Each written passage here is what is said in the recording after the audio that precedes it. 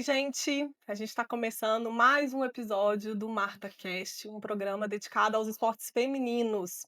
Nesse episódio, a gente vai falar dos primeiros jogos das semifinais do Brasileirão Feminino, vamos falar dos resultados da seleção brasileira no Mundial de Vôlei, da participação histórica do Brasil no Mundial de Ginástica Rítmica e da estreia da Bia Haddad no US Open.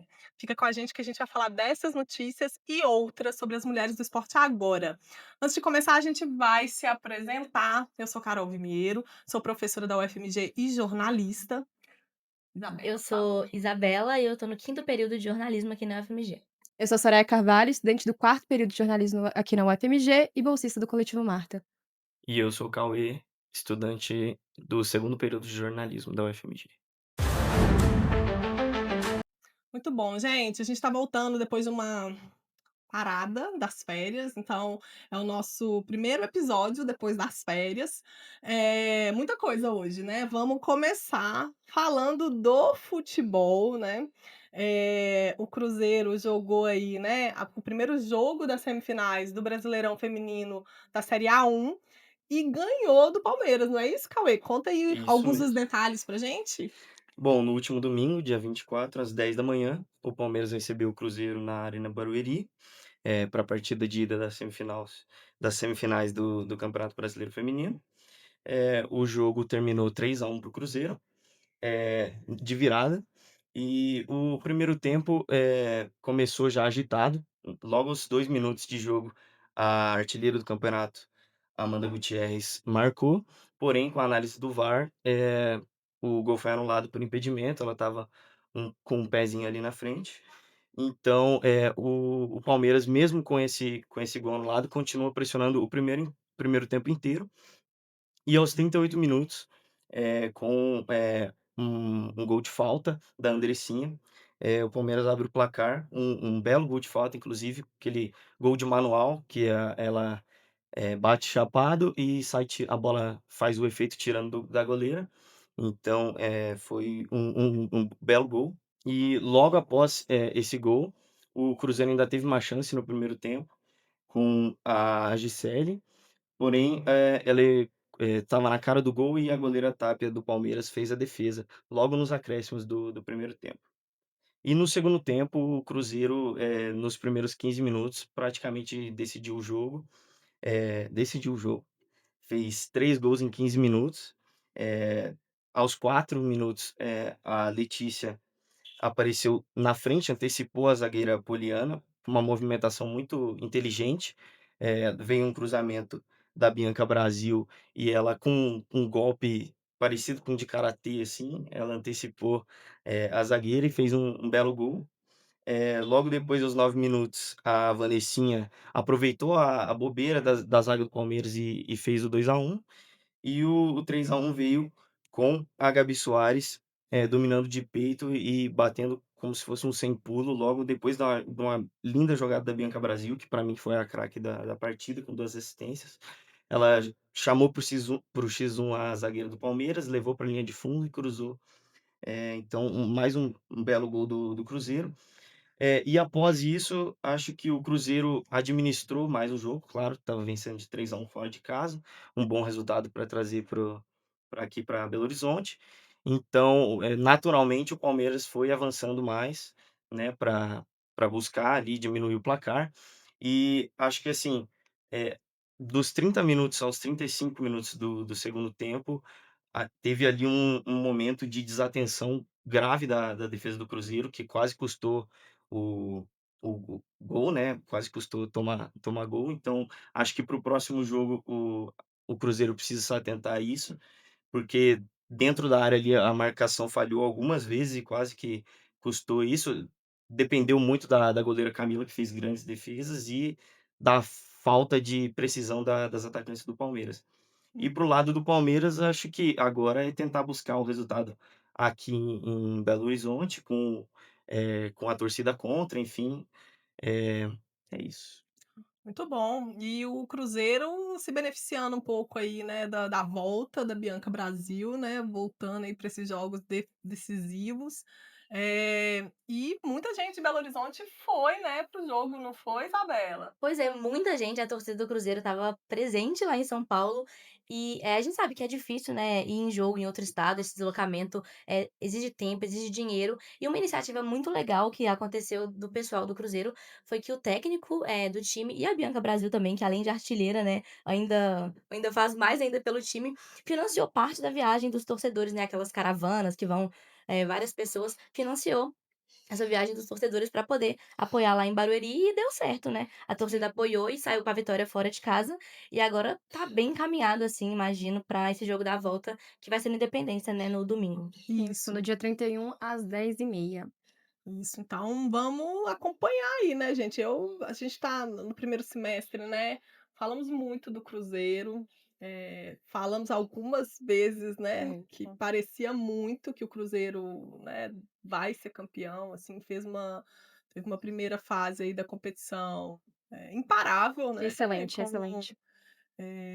inúmeras vitórias, né, consecutivas. E É a ainda melhor campanha, né, até então do Cruzeiro. Time sim, mineiro na história do Campeonato sim. Do Feminino. time mineiro, isso. E, ao que tudo indica, né, nós vamos falar logo na sequência do outro jogo, mas está se desenhando, né, uma final entre Cruzeiro e E Corinthians. Corinthians, né. Então, veremos aí o que que vai dar. Então a partida de volta, né, das semifinais, Cruzeiro e Palmeiras, está marcada para o próximo domingo, dia 31, às 10h30, na Arena Independência, em Belo Horizonte. Vamos falar então do outro jogo, Isabela. O Corinthians jogou contra o São Paulo pelas semifinais também, né, da Série A1. Conta pra gente um pouquinho. Pois é, a gente teve clássico paulista, né, nessa outra semifinal, e o Corinthians venceu por 2-0 esse jogo. Foi a primeira vez que o Corinthians venceu o São Paulo nessa atual temporada, então o São Paulo vinha segurando aí, porque a gente sabe a força do Corinthians feminino, né, é o time disparado com o maior investimento aqui, do feminino brasileiro. Então, o São Paulo vinha, já ganhou o título em cima do Corinthians nessa temporada, foi a Supercopa, mas dessa vez não conseguiu. O Corinthians saiu na frente no placar depois de um cruzamento da Gi Fernandes e um gol de cabeça da Jaqueline, que é ex-São Paulo, então, além de tudo, ainda teve lesões aí. Inglês. Esse gol saiu com 3 minutos do primeiro tempo, então o Corinthians praticamente começou ganhando já, com 3 minutos. Na segunda etapa, o time mandante tentou correr atrás do resultado, mas aos 30 minutos acabou cedendo 2-0. Foi em um rebote, dentro da área, a Daiana Rodrigues ampliou a vantagem e garantiu a vitória das Brabas no primeiro jogo da semifinal.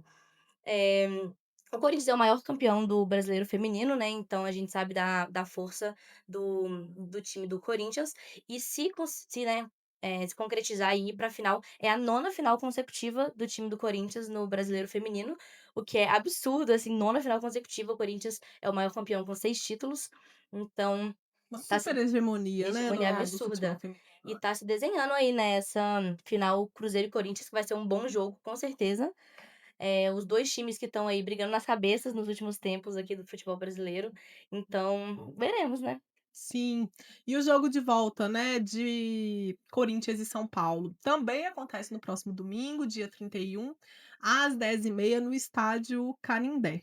Então vamos ver aí, né, se os times que venceram, né, vão segurar aí os placares e, ao que tudo indica, possivelmente uma final aí, né, entre Corinthians e Cruzeiro. O que é bem legal, porque é um projeto consolidado contra um projeto que vem se consolidando ao longo dos anos, então seria uma final muito boa de ver. Sim, um time que já investe no feminino há muitos anos e um outro que tem investido nos últimos anos, e é meio que uma briga de, né, Sim, as fo novatas contra as experientes. a força antiga com a nova força, assim, né. Isso. Acho que vai fazer muito bem aí pro futebol de mulheres, né, se for uma final entre Cruzeiro e Corinthians.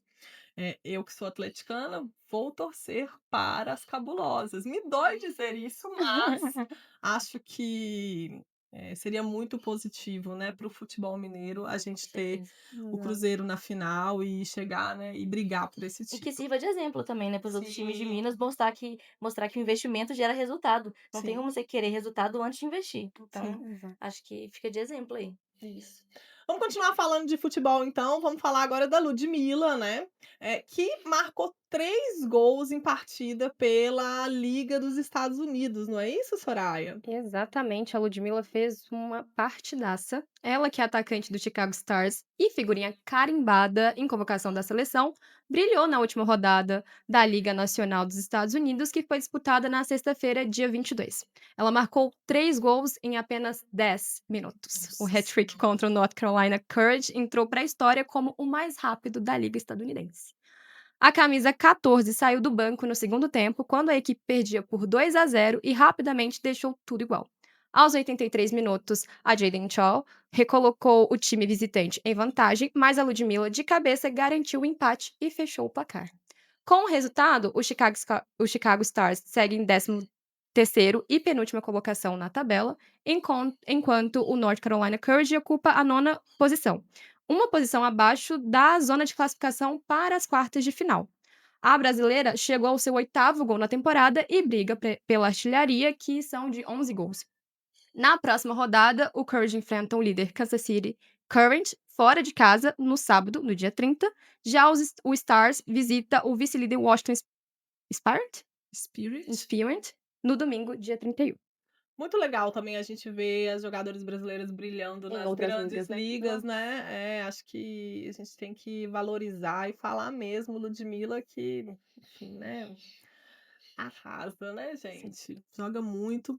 Eh A Ludmilla é um sucesso, né, ela foi a primeira jogadora a jogar no Atlético de Madrid, lá na Espanha, e ganhou muitos títulos, ganhou o Campeonato Espanhol, ganhou a Supercopa. A gente falou você também falou que ela tá na seleção brasileira o tempo todo, então muito bom, assim, ver ela se destacando cada vez mais em várias ligas.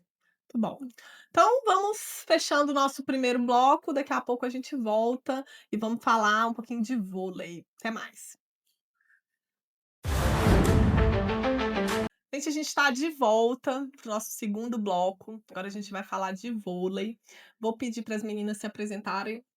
Sentaram aqui agora, por favor, começa, Keila. Boa tarde, eu sou a Keila, estou no terceiro período de jornalismo. Oi, eu sou a Carol Freire, eu estou no quarto período de jornalismo e sou voluntária aqui no Coletivo Marta. Então vamos lá, vamos falar desses jogos aí, 3 jogos, do Brasil no Mundial de Vôlei Feminino. Conta pra gente um pouco da vitória do Brasil sobre a Grécia, Keila. Vamos começar com ele. Bom, a seleção feminina ela estreou com vitória de 3-0 contra a Grécia. E a partida aconteceu na última sexta-feira, no dia 22, na Tailândia, com as parciais de 25-18, 25-16 e 25-16 também.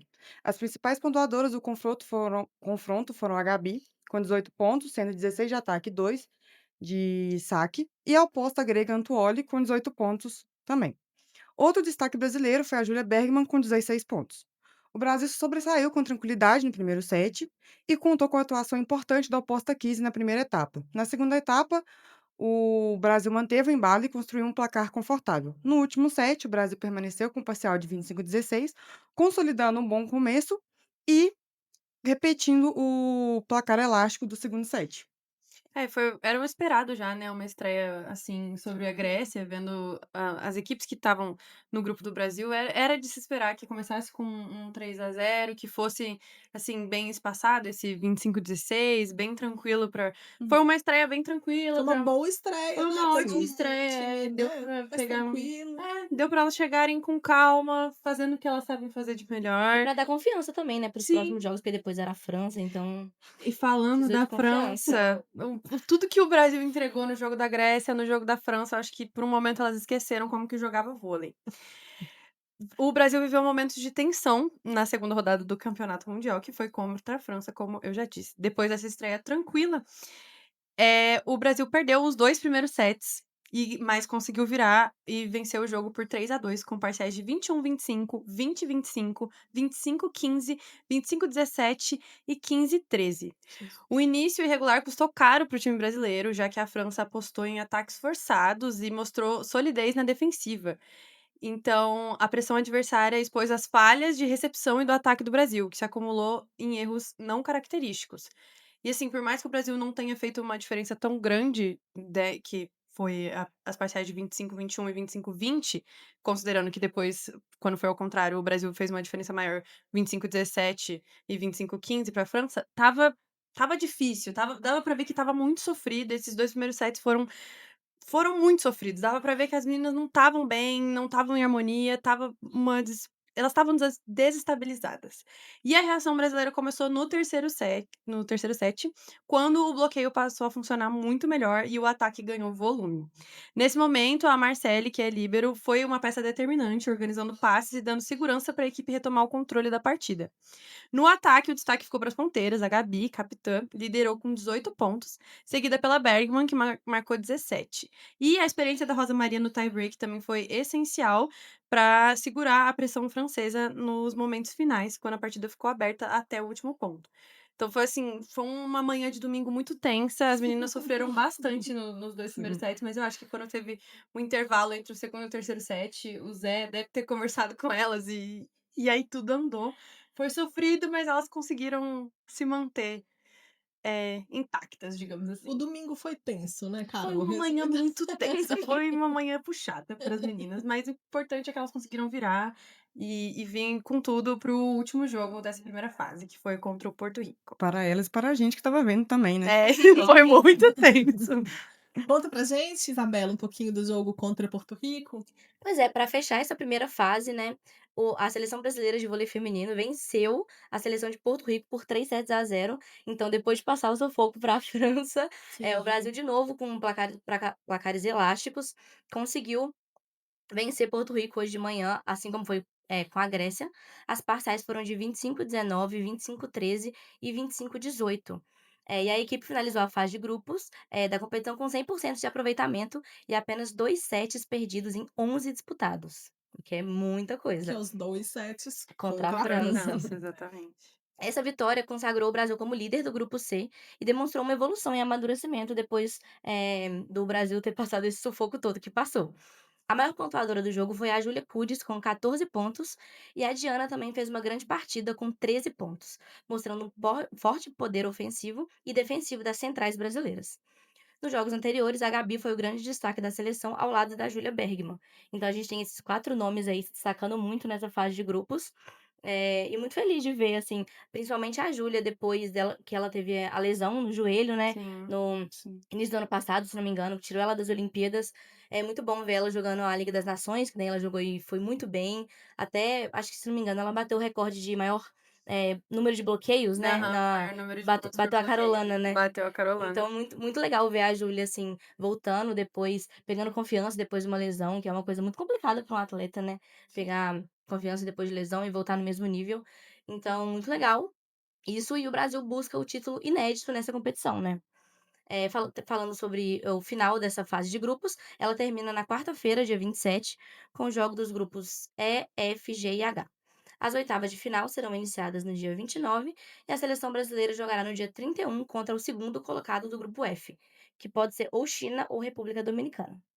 Sim. E como é que tá, assim, em relação à equipe, as jogadoras que jogaram a VNL? É o mesmo É time? praticamente o mesmo time, quase que inteiro, e até quando a gente foi comentar sobre a VNL nos episódios anteriores, a gente chegou a comentar que o foco das meninas não era a VNL, apesar de elas terem um desempenho muito bom, foi excelente, a VNL foi muito boa.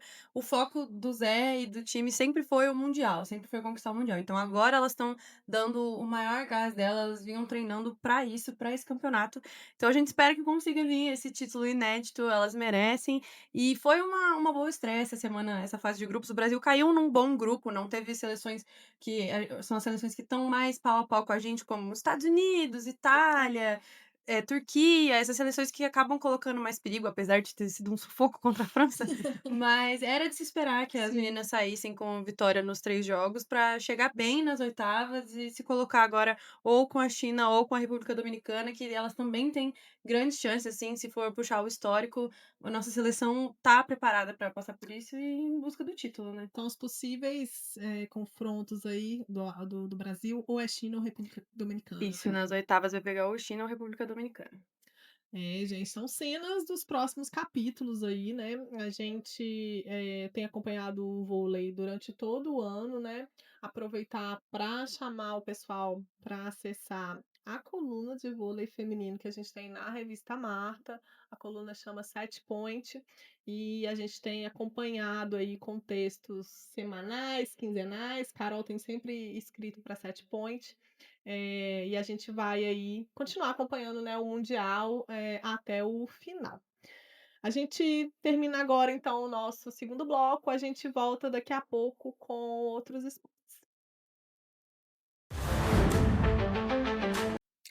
e a gente está de volta para o nosso terceiro bloco, para a gente falar um pouco de ginástica rítmica e de tênis de mesa.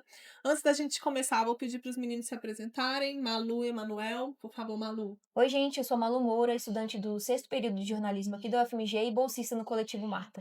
Eu sou Emanuel, estudante no quarto período de jornalismo e voluntário aqui no Coletivo Marta. Então vamos lá, vamos começar aí falando do desempenho aí histórico da Babi Domingos e da Giovana Santos no Mundial de Ginástica Rítmica, Malu. Conta um pouquinho pra gente aí esse evento que movimentou, né, os últimos dias aí, o final de semana. Conta pra gente. E cada vez mais o povo brasileiro vai se apaixonando pela ginástica, né? Dessa vez a Sim. rítmica. O Mundial foi realizado no Rio de Janeiro, entre os dias 20 e 24 de agosto. Contou com a participação de duas brasileiras nas coreografias individuais. A Bárbara Domingos, nossa querida Babi, conquistou o melhor resultado individual da história do Brasil na competição. Ela terminou entre as 10 melhores, superando a própria marca dela de 2023. Enquanto isso, a Giovana Santos marcou a primeira participação na final geral da competição. Nos 2 primeiros dias do Mundial, elas disputaram a classificatórias em cada aparelho e, apesar de não se classificarem para as finais específicas, elas ficaram entre as 18 primeiras colocadas na classificação geral e foram para a final do individual geral. A Giovana, ela se classificou para as finais pela primeira vez na carreira, não fez uma boa prova na fita, o que prejudicou a nota dela, fazendo com que ela ficasse em 18º. Por outro lado, a Babi Domingos, que já vem se destacando há alguns anos, inclusive nas últimas Olimpíadas, Sim. ela melhorou todas as suas notas das classificatórias e alcançou o 9º lugar no individual geral, superando o próprio recorde dela, né? Na última vez, em 2023, ela ficou em 11º, estabelecendo uma nova marca para a ginástica rítmica brasileira. A gente está vendo a história da ginástica rítmica brasileira acontecendo agora. Sim, muito legal, né, o mundial ser realizado no Rio de Janeiro. Acho que também teve uma, né. Sim, a torcida é muito presente. Sim, As apoiando. meninas se sentiram muito em casa, né? Sim, Evidências. à vontade, muito legal. Vamos falar um pouquinho agora sobre o desempenho do conjunto brasileiro, Emanuel? Conta pra gente aí os detalhes. Exatamente, o conjunto brasileiro ele fez história no Mundial, subiu ao pódio pela primeira vez, fez isso 2 vezes, conquistando 2 medalhas de prata, um feito inédito para o Brasil no Mundial de Ginástica Rítmica. As atletas, a Duda Aracaki, Nicole Pircio, Sofia Madeira, Mariana Gonçalves e Maria Paula Caminha, que protagonizaram esse feito para a seleção brasileira, conseguindo a medalha de prata no conjunto geral e na série mista, que é com 3 bolas e os 2 bambolês. A fase final do Mundial de conjunto começou no sábado, com a prova do conjunto geral. O grupo brasileiro fez a primeira rotação na série mista, ao som de Evidências, como já foi mencionado aqui, que foi cantado pela torcida e elas saíram ovacionadas, uma atmosfera incrível lá na Arena Carioca. E receberam uma nota de 27.850, que até o momento havia sido a maior delas no ano de 2025 nessa prova. E na segunda rotação, elas apresentaram uma coreografia com alta nota de dificuldade, e mesmo com alguns pequenos erros, elas comemoraram muito a performance delas, e essa série rendeu, nas 5 fitas, rendeu uma nota de 27.400, que também, como na série mista, foi a maior da equipe na temporada. E essas duas notas somaram um total de 55.250, que ficou apenas 3 décimos atrás do Japão, que foi a seleção campeã, e conquistando assim a primeira medalha na história do Brasil de ginástica rítmica nos mundiais, a medalha de prata. E já no domingo, elas voltaram para a arena para participar das provas específicas dos 2 aparelhos. Começando nas 5 fitas, elas fizeram uma prova com boas execuções, mas ficou marcada por algumas falhas, o que prejudicou um pouco a nota delas. Elas ficaram com 22.850 e terminaram em sexto lugar. E para fechar a competição, elas voltaram novamente ao som de Evidências na série mista e receberam uma nota 7 décimos maior que do dia anterior, quebrando a marca de novo com 28.550, ficando atrás por apenas 1 décimo na Ucrânia, que foi um pouco polêmico. A Sim. gente vai comentar aqui. E a apresentação novamente apoiada pela torcida, ao som desse clássico do Chitãozinho e Chororó. Mas mesmo assim, mesmo com ficou com o sabor da vitória, mas uma medalha de prata ainda assim histórica para a seleção. Pois é, e esse essa 1/10. colocação aí atrás da Ucrânia rendeu, né, gente? Circulou aí bastante nas redes Sim, as meninas já sociais. estavam todas felizes, né? Mostrou no telão assim que elas tinham visto a apresentação das meninas da Ucrânia e já imaginaram que ganharia, porque, né, elas estão nesse ramo há anos, né? Elas veem uma apresentação e já Sim, imagina assim, sim, sim. A nota que vai aproximadamente qual vir. seria a nota. E assim, elas estavam muito confiantes. E quando chega uma nota que é um décimo a mais que a sua, Sim. deu pra ver a reação delas, elas ficaram meio tristes, mas depois subiram muito felizes no pódio, porque assim, continuou sendo histórico. E foi uma gracinha, a torcida cantando o hino nacional pra elas em segundo lugar, assim que acabou de tocar o hino da As Ucrânia. entrevistas depois, elas são Nossa, super foi simpáticas. tão gente. A atmosfera na área muito boa, a torcida estava cantando, apoiando. Acho que foi um ótimo mundial, É. principalmente pra gente de estar mais pertinho das meninas e pras meninas que sentiram essa atmosfera de casa, sabe? De Sim. jogar no próprio território. Isso foi incrível. Não, e a ginástica rítmica que é incrível, né, gente? Assim, de acompanhar. É muito bonito. É, Lindo, lindo. É muito lindo. realmente um espetáculo, assim, né? Muito legal. Foi, assim, né? Acho que uma participação incrível aí, recebendo o Mundial e com esses resultados aí históricos para as atletas brasileiras. Vamos falar agora um pouquinho de tênis de mesa, Soraya. A nossa queridíssima Bruna Takahashi, né, participou do Europe Smash, um torneio de tênis de mesa recentemente. Conta pra gente. Exato, entre o dia 14 e 24 de agosto, lá em Malmo, na Suécia, foi realizado o Grande Smash da Europa, um torneio que distribui 2.000 pontos no ranking mundial. A nossa única representante brasileira feminina, após a eliminação da Laura Watanabe no Qualify, a Bruna Takahashi, parou nas oitavas após uma derrota para a chinesa Chen Yi, número 8 do mundo, por 3-2. A brasileira chegou a abrir uma vantagem no jogo, venceu o primeiro set por 11-9 e levou a decisão para o tie-break depois de tomar 3 sets da chinesa, mas não deu jeito, não resistiu à última parcial e perdeu por 11-4. A campanha de Bruna começou no dia 17 com vitória sobre a australiana Constantina Sorraios, de apenas 18 anos. A gente começou ali com um susto, porque ela perdeu o primeiro set, mas após isso venceu com facilidade os 3 sets seguintes. E na sequência, ela protagonizou a sua melhor atuação no torneio ao derrotar a japonesa Miwa Harimoto, que é a sexta colocada do ranking. Essa é a primeira vitória da Bruna contra uma top 10. A Bruna subiu uma posição no ranking mundial feminino e agora é a 18ª do mundo. Já nas duplas mistas, né, onde a Bruna Takahashi e o Bruno Calderano jogam juntos, eles estrearam direto nas oitavas de final, porque eram cabeça de chave, e enfrentaram na primeira partida os australianos Yang Liu e Nicholas Lum, e venceram a partida por 3-1. Foi com tranquilidade, avançaram para as quartas de finais, onde infelizmente perderam para os japoneses Rapaz, esses japoneses com esses nomes. Sora sempre um desafio. Matsushima e Satsuki Odo. E o início do jogo contra os japoneses, que são a dupla atual número 8 do ranking, foi muito tranquilo. O Hugo e a Bruna abriram 2-0, não ficaram atrás do marcador em momento nenhum, mas eles reagiram e os adversários reagiram e acabaram vencendo os 3 sets seguintes.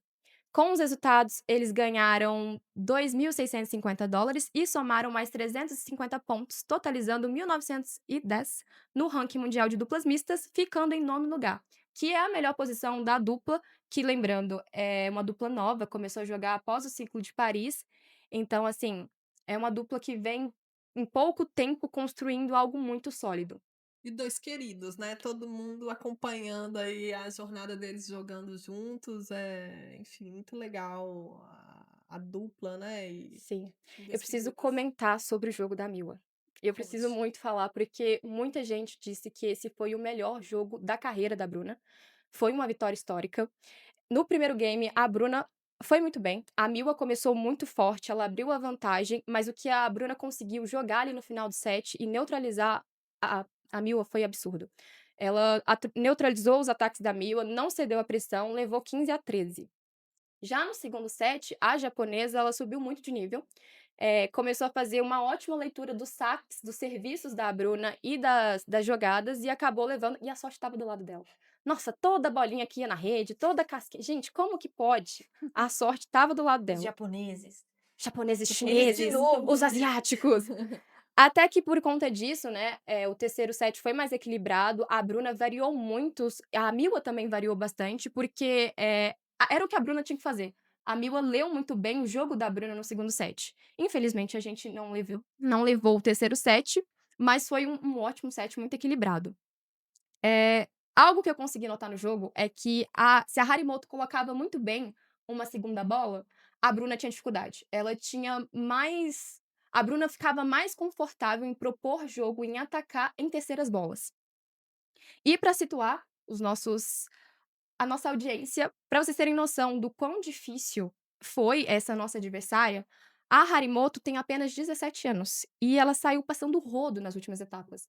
A Harimoto ganhou tanto no individual quanto no duplas femininas o Contender de Buenos Aires, venceu duplas femininas e individual feminino o Star Contender aqui de Foz do Iguaçu, na nossa casa. Foi muito triste, gente. E ela cresce muito em momentos de pressão, muito. Ela venceu esses campeonatos, ela estava com 16 anos, e ela saiu daqui do Brasil na segunda-feira, e na quinta-feira ela já estava jogando uma outra etapa do WTT no Japão. O condicionamento físico da Miwa é muito forte. E foi uma vitória, assim, muito merecida pra Bruna. A Bruna deu muito trabalho pra ela. É uma vitória histórica, como eu disse, é a primeira vez que a Bruna ganha de uma atleta que tá entre as 10 melhores do mundo. E quebrou meio que esse tabu, né? Porque toda vez que ela ia jogar contra, a galera já ficava meio assim, porque a Bruna nunca dá sorte com chaveamento. Acho que isso é algo que a gente estava comentando no Instagram da Confederação Brasileira, e aí várias pessoas ficaram comentando que na hora que viu que era Miwa Harimoto na chave, falou: "Ai, já era, tchau, Bruna". E foi muito bom a Bruna ter queimado a língua de todos eles, inclusive a minha, porque eu também fiquei, pedreira. Infelizmente, ela caiu pra Chien, que não é qualquer adversária, ela é top 8, é vice-campeã do Grand Smash dos Estados Unidos, e não teve uma vitória fácil. Isso é algo muito importante, porque a Bruna jogou muito e deu muito trabalho pra Chien. E vem sendo muito gostoso acompanhar a evolução da Bruna. É nítido o quão ela vem melhorando em cada etapa do circuito mundial. Tá sendo muito gostoso acompanhar essa grande fase do tênis de mesa brasileiro, tanto do Hugo, claro, mas da Bruna vem sendo espetacular. E as novas meninas também. A Julia Takahashi vem muito forte. A Lara Watanabe, infelizmente, caiu no Qualify, mas fez jogos sólidos. Então, assim, tá sendo muito gostoso acompanhar essa etapa do tênis de mesa. Muito bom, Sol. E não sei vocês, mas eu já fico assim, me coçando com as Olimpíadas, né? Né? Porque assim, a gente tá cobrindo vôlei, surf, tênis de mesa, ginástica artística, e as Olimpíadas tá aí, gente. E a gente tá fazendo o nosso papel, assim, mundial, campeonato, estamos indo bem. Claro. Sim, tem bastante tempo até lá, né, de preparação, mas acho que é o Não, mas né, o que a gente projeta, Sim, mas assim, temos talentos bons, assim, que dá pra confiar pra chegar. jovens, né, que Sim. vão chegar a ao base forte, então. Os jogos do Pan-Americano Júnior provou isso. Nossa, ansiosas. Muito bom, gente. Então a gente fecha agora o nosso terceiro bloco e a gente já volta para falar de tênis. A gente está de volta para o nosso último bloco. A gente vai falar aqui um pouquinho de tênis. Antes da gente começar, vou pedir para o JP se apresentar, por favor, JP. Oi, gente, eu sou o JP, eu sou estudante de jornalismo e sou bolsista aqui do Coletivo Marta. Vamos lá, gente. US Open começou, né? E a gente teve um jogo hoje da Bia, a estreia dela. Um pouquinho antes da gente começar aqui a gravação, né? Conta pra gente um pouquinho, Malu. Sim, depois de alguns resultados ruins, ela deu essa graça pra gente, né? No primeiro dia de gravação, voltando, ela venceu. Ela começou bem a caminhada dela no US Open 2025. Foi hoje, terça-feira, dia 26. Ela venceu a britânica Kartal, número 51 do ranking da WTA, por 2-1, com parciais de 6-3, 1-6, 6-1, em pouco mais de 2 horas de partida. Aconteceu na quadra 12 do complexo da Billie Jean King, em Nova York. O jogo começou equilibrado. No primeiro set, a Bia confirmou o saque inicial e conseguiu abrir vantagem após quebrar o serviço da britânica. A rival reagiu, mas a brasileira acabou fechando a parcial em 6-3, com um ace decisivo, um set consistente da Bia. No segundo set, a britânica voltou mais agressiva e rapidamente abriu 3-0. A Bia tentou reagir, mas não conseguiu frear a adversária e venceu por 6-1. No intervalo, a brasileira foi ao vestiário, voltou com uma outra postura, embalada pela torcida na quadra Sim. 12, dominou o terceiro set com bons saques e golpes firmes no fundo da quadra, mesmo sentindo um desconforto na perna esquerda, né, a gente estava até falando aqui antes, uma câimbra emocional, a gente sempre vem falando sobre o mental da Bia nos jogos e como o emocional atrapalha ela, e dessa vez acabou respondendo no corpo, ela teve uma câimbra emocional, eh a Bia tem 29 anos, ela usou da experiência para mudar esse confronto contra a britânica que estava 1-0 para ela no Sim, ela retrospectivo, né, perdeu elas jogaram sim, em recentemente. Indian Wells, né, foi É, 2-0. sim. Mas enfim, a Bia dominou o terceiro set, com golpes muito firmes, mesmo sentindo desconforto, fechou a partida por 6-1. Foi um segundo encontro muito interessante, né, assim, acho que Foi um bom jogo. sim, a Bia, ela soma 4 títulos de simples na carreira, já a britânica soma apenas um, mas ela é bem mais nova, né. Sim. Com o resultado, a Bia, ela avança para a segunda rodada e agora vai encarar a suíça Vitória Golubic, quinta-feira, dia 28. Ainda não tem horário, mas os jogos estão sendo transmitidos pela Sport TV, ESPN e nos canais Disney+. Sim, foi um jogo bom da Bia, né, dramático no final, né, Como como todo jogo da todo Bia. jogo da Bia. Demais. Ela abriu 4-0 no terceiro set, e aí ela começou a sentir as câimbras, e aí, assim, né, aquela coisa, 4-0, a outra jogadora também estava sentindo uma lesão no joelho, a partir do 3-0 mais ou menos. E aí quando abriu 4-0, ela já estava reclamando de dor, né, você pensa: "Vai acabar rapidinho", né, não, tinha um leve drama no É, final. e sabe que eu acho que isso é muito importante, porque a gente veio falando de alguns jogos da Bia, que a Bia estava ganhando, quase fechando o terceiro set pra poder fazer 2-1, tipo assim, quase entregando, quase ganhando mesmo, assim, quase, e aí de repente ela, né, assim, o cenário hoje poderia ser completamente outro, Sim, porque sim, nessa temporada ela já perdeu, assim, tá sim. quase fechando o terceiro set e de repente toma uma virada, assim, Sim, estrondosa. sim.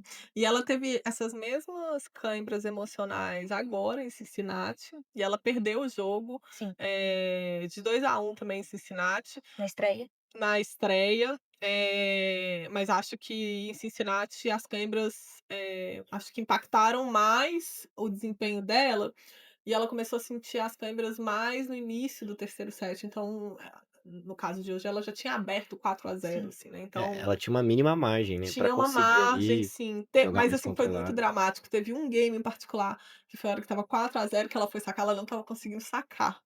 E aí, assim, você fala: "Nossa, ela vai abandonar o jogo, porque ela não tá dando conta de sacar mesmo", sabe.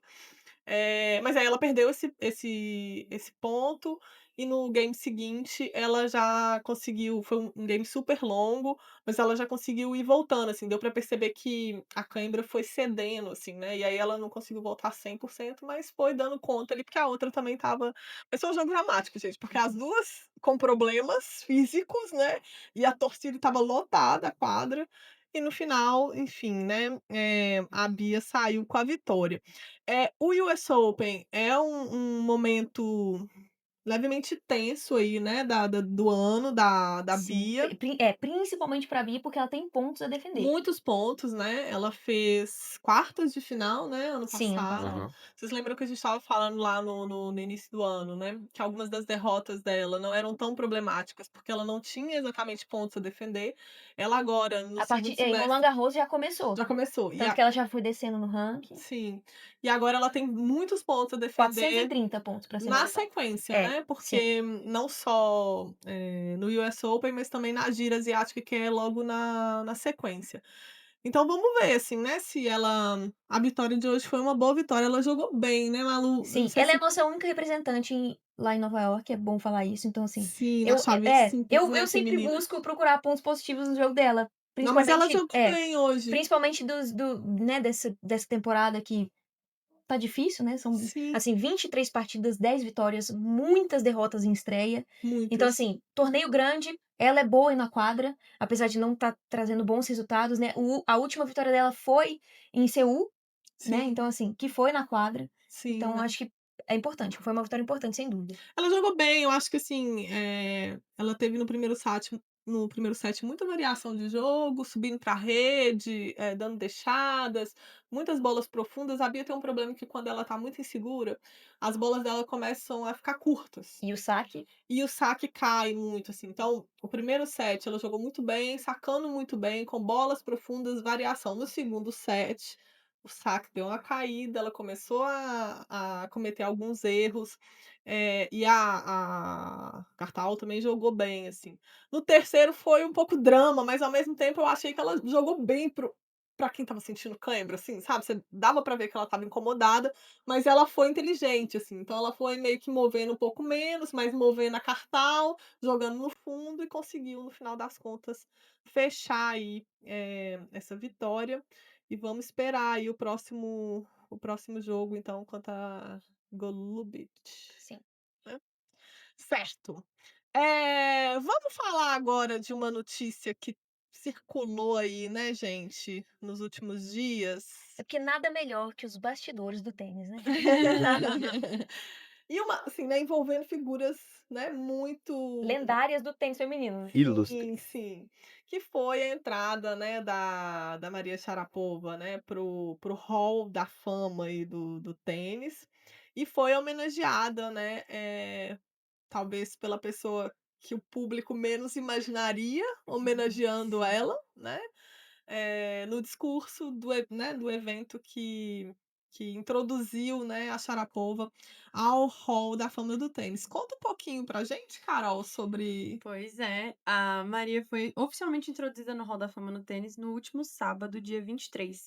A russa, ex-número 1 do mundo, é uma das 10 mulheres da história do tênis a conquistar um Career Grand Slam, um título em cada um dos 4 Grand Slams do calendário, e recebeu a tradicional blazer dado aos integrantes desse seleto grupo.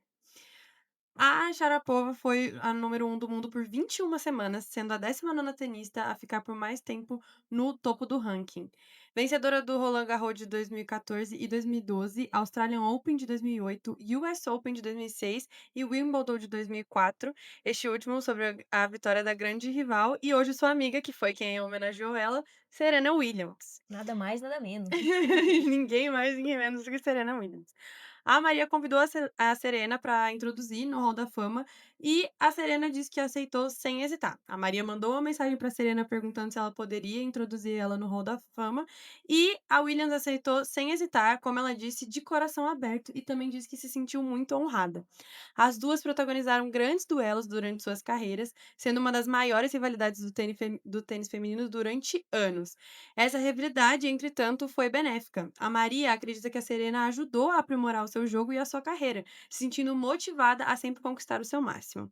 Ela disse que será eternamente grata a ela, a Serena, por exigir o melhor dela sempre. Então, é muito legal ver isso, que às vezes na quadra elas são, assim, inimigas, né? O público acha que às vezes por trás as pessoas não se suportam por serem rivais, mas é legal e é bonito ver sim. elas se apoiando assim tanto. Nossa, é um respeito ao esporte, assim, digno de aplausos, né? Porque Sim, e por trás de um grande atleta sempre tem, assim, um grande rival, né, assim, acho que isso Sim. diz muito, assim, se olha o rival e aí olha a pessoa, assim, né, assim, diz o tamanho. é, É. exatamente. Igual elas comentaram, uma impulsionou a outra a lugares que Sim. talvez elas sozinhas nunca iam conseguir chegar. Sim. E o discurso foi muito legal, né, gente? A Foi. gente estava falando aqui antes da Nada da como aposentadoria, né, gravação. gente? Os Você Nada citou como projetos. memes, aposentadoria. Fica né. calmo. Então, Sharapova fez piada, né, que a Serena entregou o troféu para ela, assim, né, um pouco uma piada do fato de que é uma rivalidade com uma dominância, né, estrondosa de um lado, né, então a Serena, tem muito mais vitórias do que a Sharapova, né, nesse duelo. É muito inesperado para quem acompanha o tênis, porque as duas, principalmente a Serena, falou coisas ao longo da carreira, assim, que a gente realmente nunca imaginaria que ela iria numa cerimônia homenagear a É, Sharapova, num dos assim. momentos mais especiais da carreira da Sim, sim, Sharapova. mas eu acho que é uma coisa da maturidade, Sim. né, enfim, as 2 já terminaram as carreiras, acho que, você olha pra coisa de uma outra forma, assim, É, né. deixaram tudo pra trás, né? Sim. Eu estava contando aqui antes, né, que tem uma entrevista da Serena que ela fala que ela perdeu para um certo dia perdeu pra Sharapova, falou que nunca nunca mais vou perder pra essa mulher. E nunca mais perdeu. Ela tem, assim, o histórico delas é 2 vitórias da Sharapova e, sei lá, 21 da Serena. Então é muito inesperado, mas ao mesmo tempo foi muito bonito. Achei muito legal, assim, né, a forma, muito amistosa com que a Serena, né, apresentou, fez o discurso ali, Entregando recebendo. entretenimento, né? Sim, muito Sim. entretenimento, gente, muito entretenimento. As 2 brilharam aí nesse evento. Vamos falar agora um pouquinho dos preparativos para o São Paulo Open, esse torneio, né, que vai acontecer em setembro em São Paulo, né, é o principal torneio do calendário feminino do tênis que acontece no Brasil. Conta um pouquinho pra gente, JP. Exatamente, finalmente, 25 anos depois, teremos de volta um torneio de nível WTA, capital paulista. A gente vai ter o São Paulo Open, que estreia no dia 6 e vai até o dia 14 de setembro, vai acontecer lá no Parque Vilas Lobos. É um torneio WTA 250, é a posição abaixo dos torneios WTA 500, 1000 e dos Grand Slams. Torneio que vai acontecer na quadra dura. E é muito legal porque o diretor responsável, né, o Luiz Fernando, que também era diretor do Rio Open, ele comentou sobre algumas coisas. Ele falou que a capacidade do público vai ser um pouco menor, assim, vão ser aproximadamente 35 mil lugares, assim, um pouco bem abaixo, quase metade do que era no Rio. No Rio chegava até 68 mil pessoas. E eles também falaram que vai ter um desafio muito grande, porque o Parque Vilas Lobos, ele, assim, praticamente tá cru, sabe? Ele oferece basicamente as quadras, mas todas as outras coisas, assim, vão ter que ser construídas praticamente do zero. Eles vão ter que fazer instalações, eles vão ter que fazer coisas para o serviço, para todas as pessoas que vão habitar ali, porque, assim, Eu é tô fazendo muita inclusive, gente. tá, eu vi um Não, é. vídeo que tá tudo, assim, uma confusão lá no parque. Nossa, eles montam, assim, de uma forma É, muito rápida, uma é. estrutura É absurda, porque é né? um mega evento, né, assim. Sim, sim, Não é. um evento grande e essas, assim, essa estrutura Com o de tempo. arquibancada, né, de metal, então é um negócio meio, volumoso, Sim. sabe? E tá rolando já os preparativos. Exatamente. E um dos grandes desafios desse torneio é a gente conseguir garantir longevidade a ele, né? A gente já teve alguns outros torneios aqui no Brasil na última década, infelizmente eles não vingaram, né? A gente teve o de Florianópolis, que foi de 2013 a 2016. A gente teve a chave feminina do Rio Open, que durou entre 2014 e 2016. Então, assim, a gente torce muito para que esse torneio lá em São Paulo vingue, né? Tem Uhum. quase tudo para vingar assim, em São Paulo, um dos corações aí do Brasil. Que inclusive foi um dos motivos do que o diretor ele alegou para por que tá acontecendo isso em São Paulo e tudo mais. Ele falou que o mercado paulistano consegue atrair muita coisa, né. A gente sabe que precisa de grana, né, a gente sabe que precisa de atrair diversas pessoas, atrair patrocinador, atrair as pessoas, conseguir disponibilizar um monte de coisa e conseguir trazer também as pessoas de fora. Então, assim, São Paulo, as pessoas olham para São Paulo de uma forma diferente no mundo, e ele quer colocar São Paulo também no mundo do tênis. E acho que tem uma coisa também muito importante aí, que é a Bia, né, assim, o grande nome do tênis feminino brasileiro Sim, dos últimos 50 anos. total. E ela é de São Paulo e ela já tinha declarado que ela queria muito, né, que tivesse um evento importante em São Paulo, né, os últimos jogos também, que se disputou, no Brasil, que a Bia jogou da Billie Jean King Cup, foram em São Paulo, no Ibirapuera. Então tem uma coisa ali, uma ligação da Bia também com São Paulo, que eu acho que foi importante. Exatamente, bom pra ela, né, conseguir Sim, jogar jogar, com se o sentir em público em casa. casa, Exatamente. É exatamente o que a Bia tá precisando. É, É. exatamente o que ela tá precisando, sabe, se sentir acolhida, se sentir em casa. E além da Bia, a gente também vai ter as medalhistas olímpicas, a Laura Pigossi, a Luísa Stephanie, e também algumas novas promessas do tênis feminino nacional, que a gente até chegou a comentar bastante aqui em algumas outras edições do MartaCast, a Nauane Silva e a Vitória Barros, ambas com apenas 15 aninhos. Assim, o que sim. vocês faziam com 15 anos, sabe? Vamos jogar Sério, a chave exatamente. Elas principal. foram convidadas pra jogar a chave principal, sabe? Já estão conseguindo, assim, potencial pra ser talvez uma nova Bia, né? Sim, Então, sim, quem É uma forma de sabe? incentivo muito bacana do torneio, assim, né? sim, Convidar elas, sim. apesar da idade, né?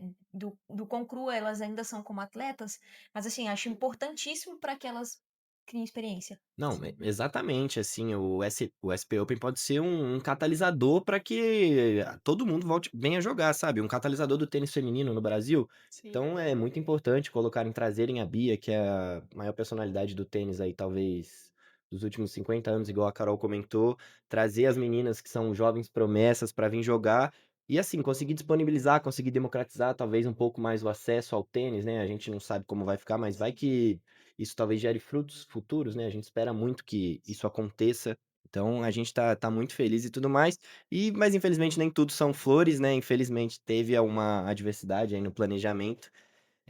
Uma das principais apostas do torneio, a tunisiana Ons Jabeur, falei certo, Carol? Sim.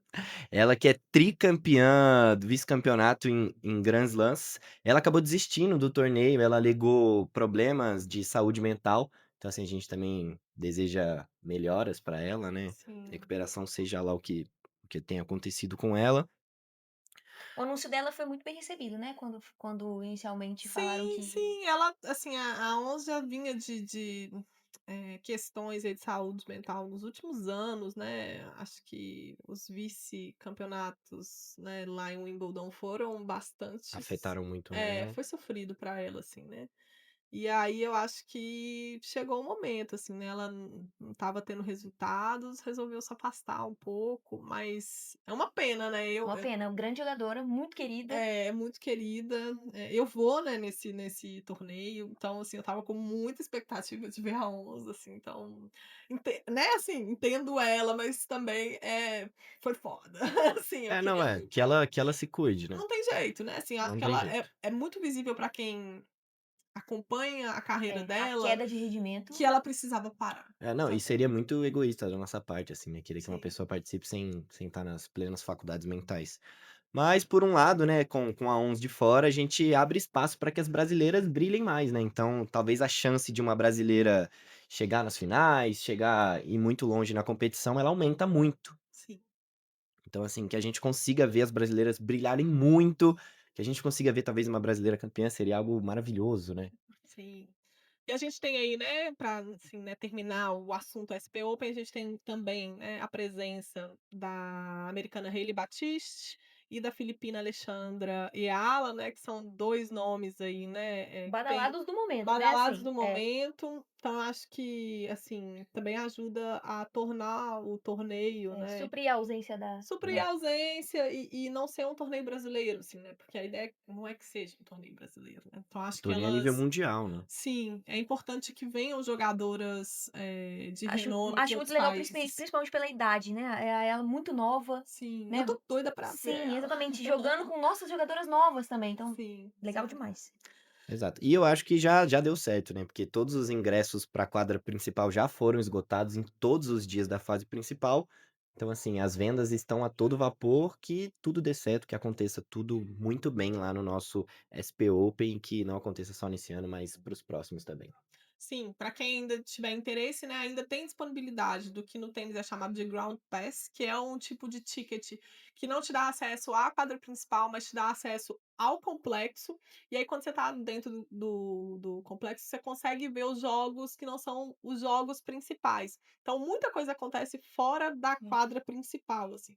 Então, quem estiver em São Paulo, eu recomendo.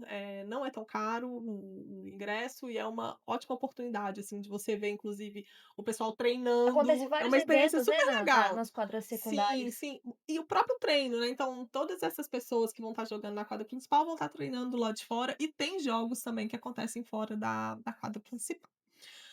É isso, gente. Acabamos, né, a nossa edição de retorno aí do segundo semestre. Semana que vem a gente tá de volta. Uhul! Tchau, gente. Tchau.